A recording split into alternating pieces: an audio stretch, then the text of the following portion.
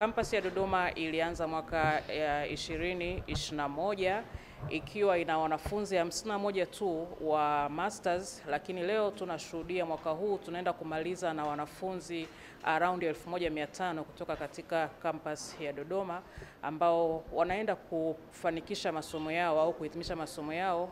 mwezi wa 12 katikati. Miongoni mwa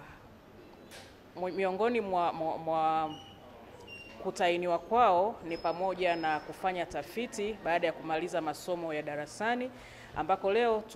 tunapiga hatua moja katika matokeo ya tafiti hiyo. Tutakwenda kukutana na wanafunzi takribani 600 ambao wako hapa physically, lakini takribani wanafunzi 700 ambao watakuwa online, ambao wanaenda kutupa matokeo ya tafiti zao ambazo wamezifanya kuanzia mnamo mwezi wa 4 wakisaidiana na uongozi mahiri wa wataalamu wa chuo cha uhasibu wa Arusha. Matokeo haya hayataishia tu kwenye kujadiliwa mezani leo, lakini tunategemea kwamba baada ya muda mfupi sana, kwanza tutatoa machapisho yao katika majarida mbalimbali pamoja na kwenye mitandao, lakini tunategemea kwenda kuchukua baadhi ya matokeo ya tafiti zao, haswa yale ambayo yanalenga wafanyabiashara ndogo ndogo walioko katika mkoa wa Dodoma, walioko jijini na lakini kwenye wilaya za pembezoni, kwenda kufanyia kazi matokeo yale,